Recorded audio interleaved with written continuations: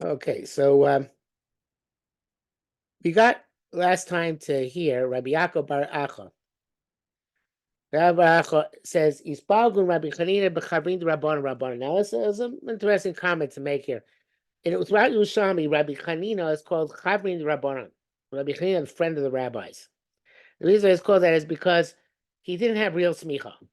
He came up from Bavel to Eretz Yisrael, and he never got real smicha, the one which entitled somebody to be called Rabbi as opposed to Rav. We know the Amoraim and Bavel are called Rab because they didn't have real smicha, the smicha which comes from Moshe Rabbeinu from generation to generation, while the Amoraim in Eretz Yisrael, till the time of Hillel Hasheni, had the real smicha, and that time became extinct.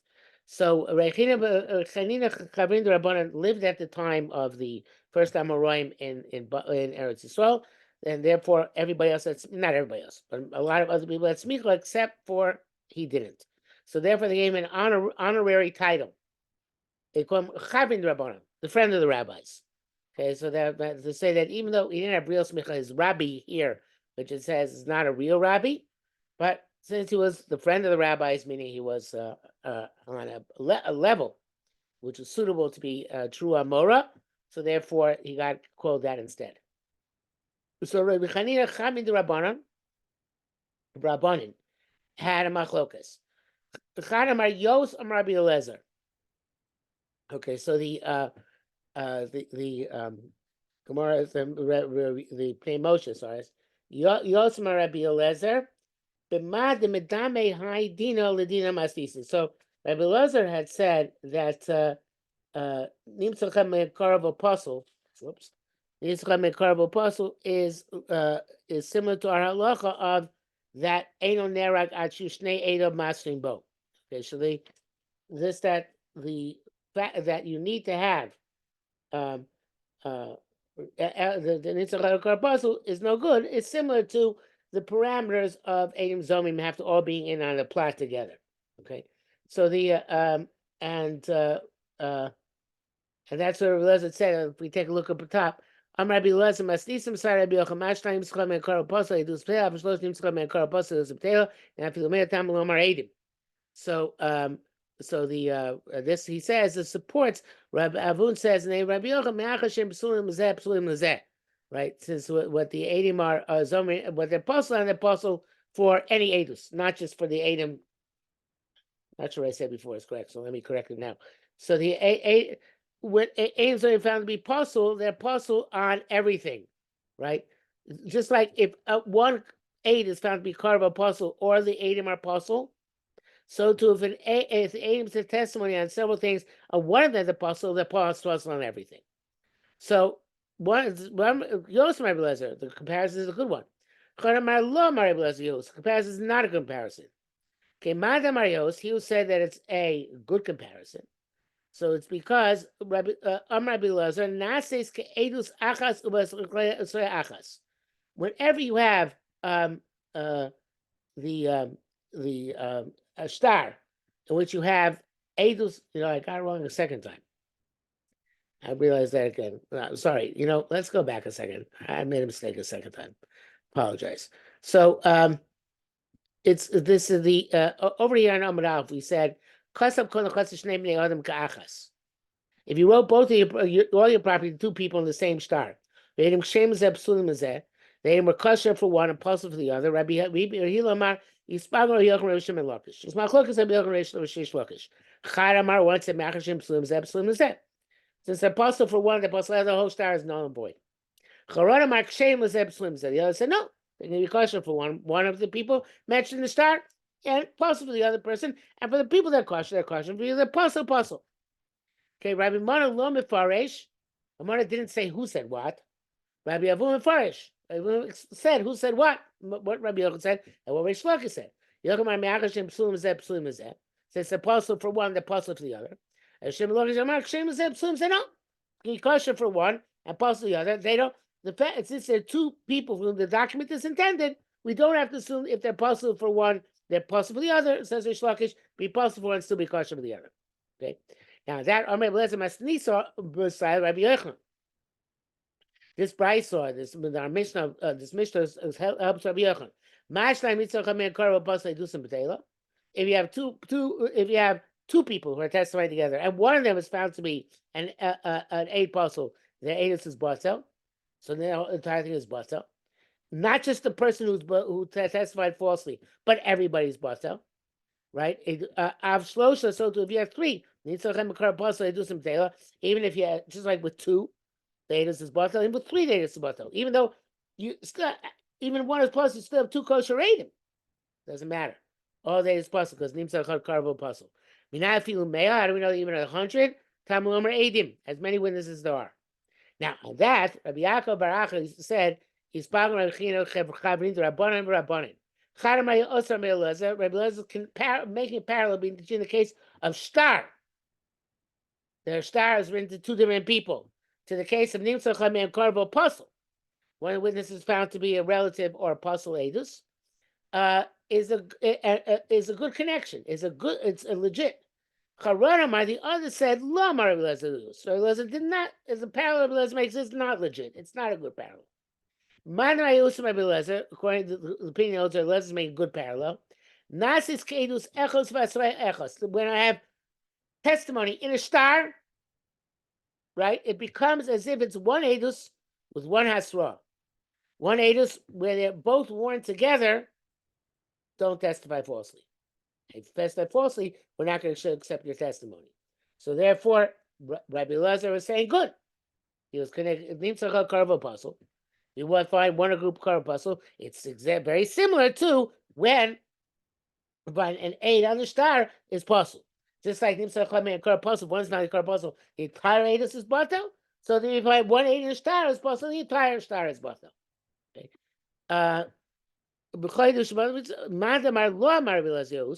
What about the opinion of the Torah did not say good? It's like two groups of witnesses. The question of one apostle the other. That the Moshe explains.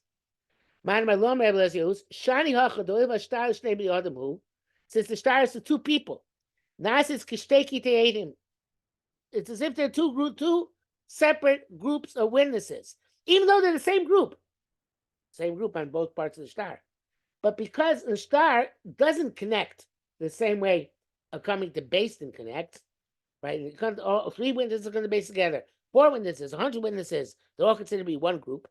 But in a star, it's not necessarily the case. The star doesn't necessarily combine everything together as coming together Beis Din does.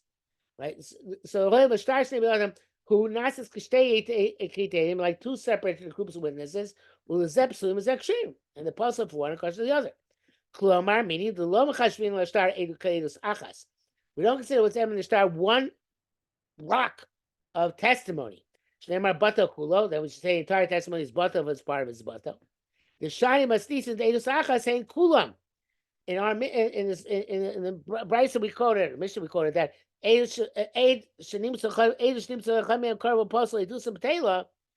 are united intrinsically by all coming to base together and testifying together. That's they're part of the group is batel, the entire group is batel. And that's certainly the case if they all saw it together and they all come to base together, they're all considered they made one group by their cooperation with each other. They obviously came together. They come together united. But in the star, even though it's a fascinating thing, the star is written to different people. It's one group of Adim, right? Reuben says, "I'm being Mazah. I want to give all my property, half to Levi, half to Yehuda." There are two Adim in this. Yisachar and Zvulun. Yisachar and Zvulun are krovim to Shimon, not krovim to Levi. So Gemara says that even though they're krovim to Shimon, their testimony on Levi is completely separate. There's nothing to unite the two testimonies. And because the document doesn't unify testimonies to be one. So therefore we can say, you know what, they're believing on this and not believing on that. It's not a problem. We don't have to compare, we don't compare the two. It's not like Nimsa where it's the testimony is one unit, and either completely kosher or completely puzzle. Either all 100 are acceptable. If one is not acceptable, then the whole thing falls away. The testimony is not valid. But here, they're not necessarily here. The fact that the shtar relates to two people doesn't mean that it's all one testimony on their part. It's a very big finish. You know what? If I would say if I would try to understand this in a simple way, I'd say, look at it this way.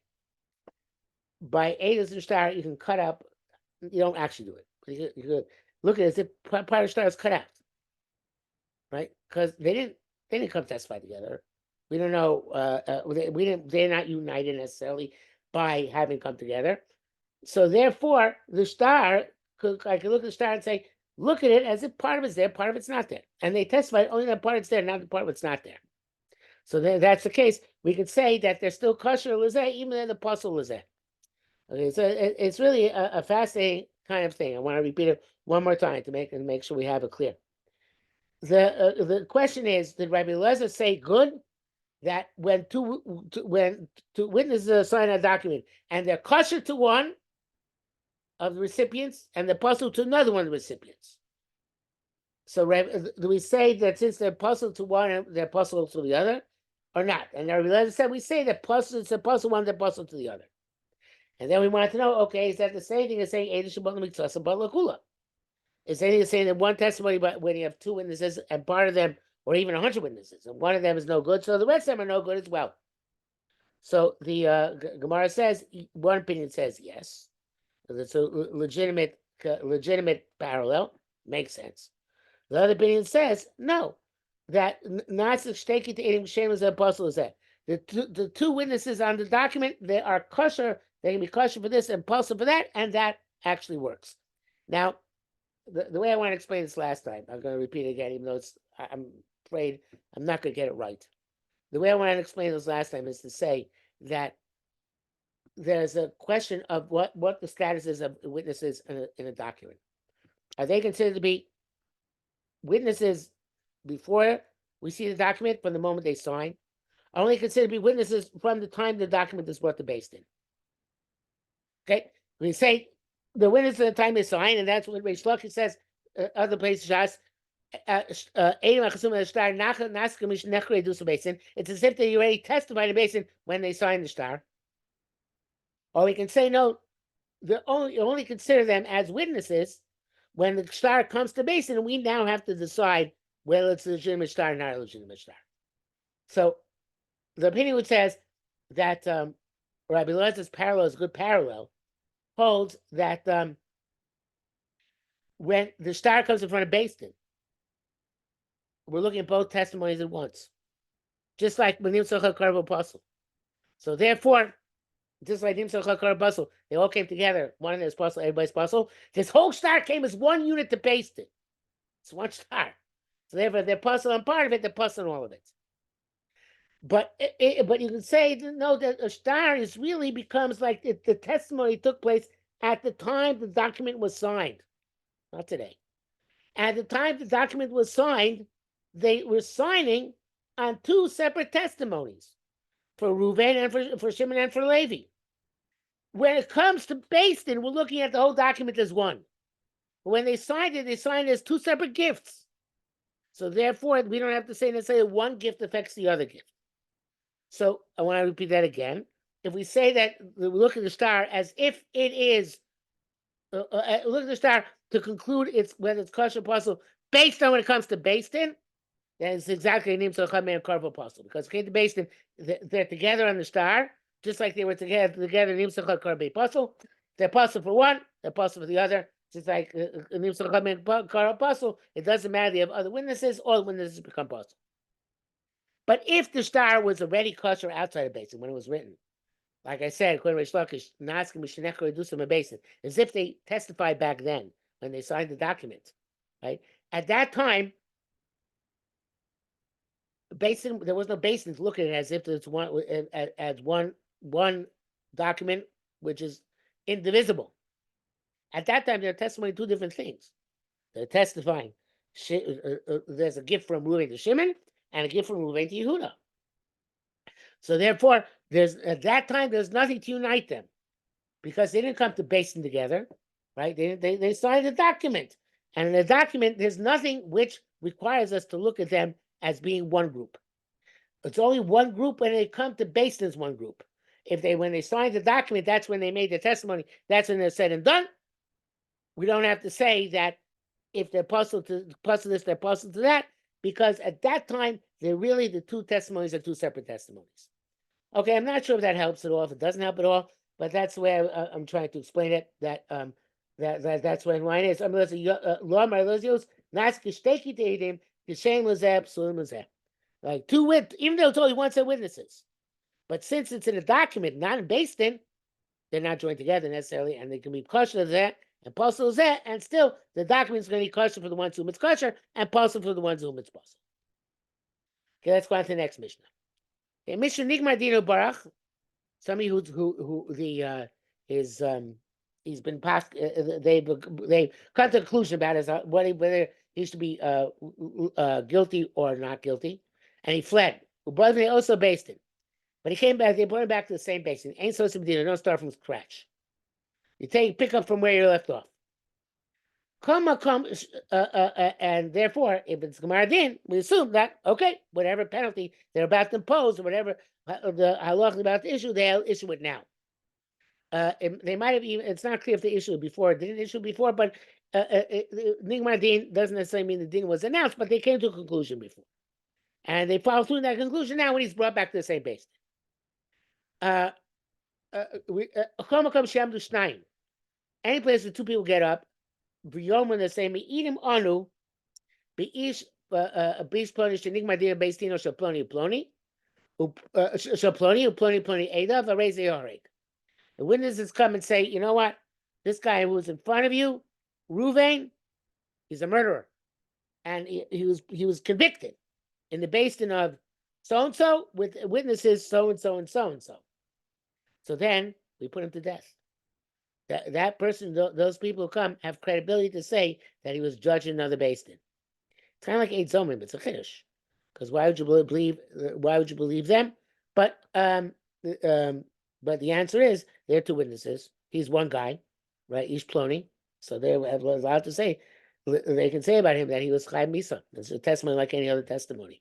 They're two witnesses, they can say it. Sanhedrin, no Heges Bar to Chutzlaretz.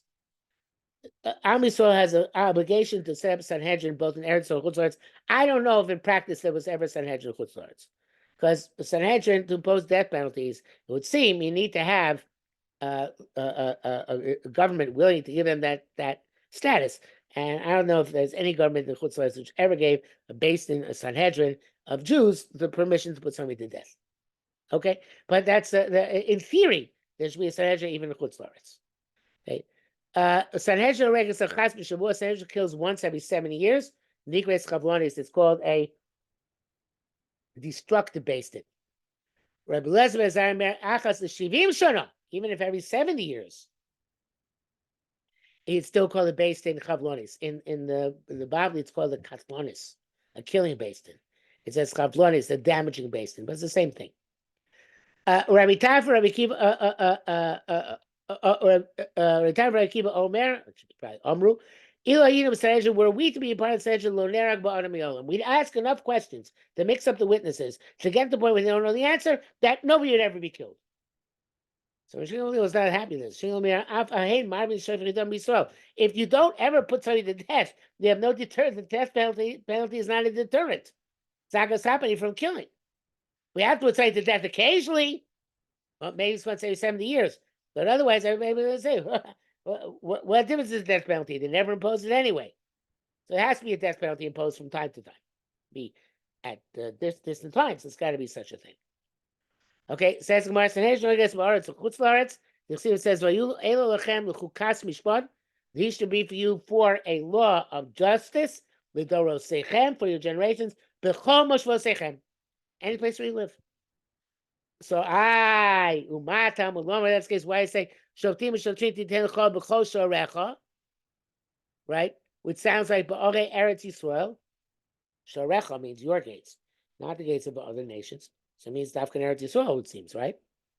El Shabarei so Moshim Dayanim b'chol ear b'ear. In Eretz Yisrael, you put Dayanim in each and every city. U'chutzlaretz Moshivim b'osam plachim plachim. U'chutzlaretz you go by areas, by counties. So in Eretz Yisrael it says b'chol sharech. right? That is, but that's only in Eretz Yisrael. Oya gates. Chutz La'aretz, it's only you only make them in regions. You're not mechuyev to make them each in every city. Tani, Rabbi Yisrael, Rabbi Yani Omer, mitzvah l'chol shevet she'adana shifto. New thing. It's a mitzvah every shevet to judge its own shevet. To see shotim shotim ten l'chol b'chol sorecha. Asher Hashem l'kach l'nasen l'chol lishvotecha. Each tribe has its own shoftim. Okay. So according to this, it's not pelech or pelech necessarily, not every district, but it's every shevet. Okay. So it would be a maximum of 12 required, but that is not necessarily by region, but by shevet. Each shevet has its own one. Tani, Rabbi Shimon Gamliel, Mechiyave Misos. Somebody who's this is also in the Bavli. Somebody who's Chayv Misa is judged Chayv Misa in Eretz Yisrael. Shabaruch min Eretz Chutz La'aretz, that they fled them from Eretz Chutz La'aretz. Memisim Mosam Miyad, they killed immediately. Baruch min Chutz La'aretz, when they fled already, however, from Chutz La'aretz to Eretz Yisrael, then Ein Memisim Mosam Miyad El Daim B'Tchila. You start from scratch, and the reason is twofold. First of all, maybe the Schluss of Eretz Yisrael will protect them, and you want to be put to death, so you have to judge it from scratch. Secondly, Avira Dar Yisrael Machim. People in Eretz Yisrael have more of a spirit to be smart. Not everybody in Eretz Yisrael is smart, and everybody in Chutz La'aretz, but they have a potential of being smarter than people in Chutz La'aretz. So therefore, if people come from Eretz Yisrael to Chutz La'aretz, they have to keep whatever is passed in Eretz Yisrael. If people come from Chutz La'aretz to Eretz Yisrael, then we reopen the case, looking from the beginning, and we might come to a different conclusion. So it's always worthwhile for somebody who has a death penalty on him to flee to Eretz Yisrael, because there we're going to have to open it from scratch again to check out if it's Really? Is that actually the halacha? Yeah, it is. Wow, Yeah. it's pretty intense. Yeah. Okay, I will go further, but since we have a limited audience tonight and we finished the first parak, so I think we'll stop here for now, because anyway, I don't think we're going to have shir for next week because it's winter break. So we'll pick up again next time for the beginning of the second parak. Okay? Thanks for coming, guys. Yeah, thank you. Have a good night. Good night. All right.